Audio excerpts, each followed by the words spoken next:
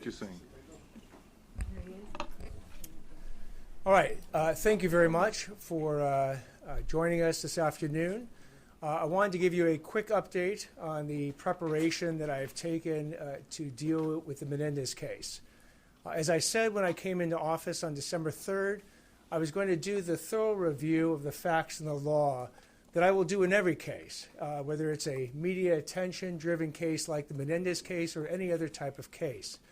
In the Menendez case in particular, what that has involved is reviewing thousands of pages of confidential prison records to analyze the rehabilitation aspect of resentencing. It has involved reviewing thousands of pages of trial transcripts from 2 months-long trials. It has involved talking to all the different prosecutors who've been involved with the Menendez case, defense counsel. It has involved reviewing voluminous exhibits and pleadings and court filings, not just at the trial level, but at the California Court of Appeals, where the Court of Appeals affirmed these convictions, and again at the Ninth Circuit Court of Appeals, where they again affirmed these convictions. So we've been doing that effort, and that effort continues.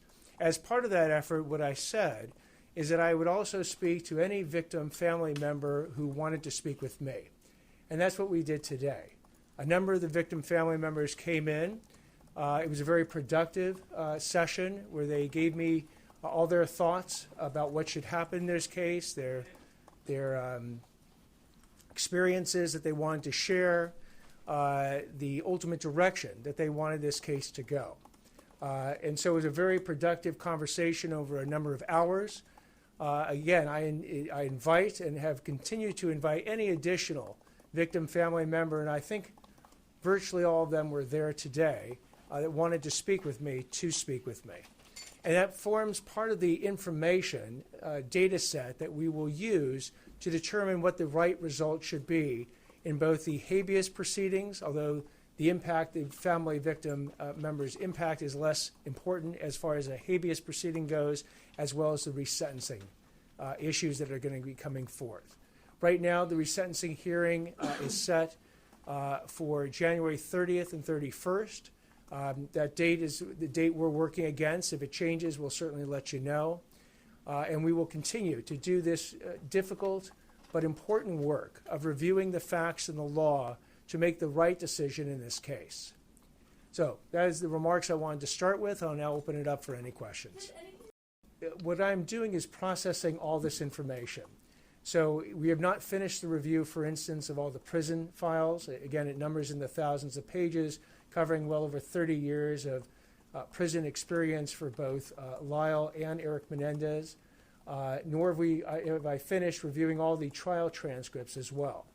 But we're inputting that additional information that I received today, which was useful information, into the entire decision matrix on what to do with this case. And the court ultimately has the final call on first whether it wants to reconsider the sentence at all, and second, if it does want to reconsider what the new sentence should be. And the state legislature, through the laws of resentencing, has given the court an enormous amount of power to do that. And as you're aware, depending on the sentence, if the sentence provides for the ability to then have parole, and that would, in the Menendez cases, potentially impact the youthful parole statutes that have also been passed, then the decision would ultimately go to a parole board on whether or not to grant parole. You look at each individual crime separately. There's effectively 3 crimes that they were convicted of. One dealing with the first-degree murder of Jose Menendez, their father, one dealing with the first-degree murder of their mother, Kitty Menendez, and then a conspiracy statute tying them all both together. So you would look at each individual crime, and then each individual for the resentencing's rehabilitation. Now, that might lead you to the same results. It might lead you to different results, and I'm not here to predetermine where we're going to end up for each individual defendant and each individual crime. That's what this analysis is all about.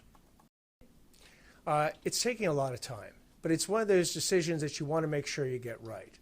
So I'm working with a team of people that are also engaged in reading these transcripts and then bringing to my attention the transcripts that they're reading. I read those transcripts. So it's there's not a lot of free time in my life right now, but that's okay. I didn't sign up for a job that said I was going to have a lot of free time. And so we're going to spend the time necessary to get this decision right. Can you talk about how many attorneys in your office are working on this and whether you think a decision by your office can be made by that January 30th date? A number of attorneys are working on this beside myself, and right now that January 30th date is a date that we intend to hold to. Again, if something comes up that militates us asking for additional time, we'll certainly go to the court before we would go to the press, and then we afterwards let you know. So thank you all very much. Appreciate it.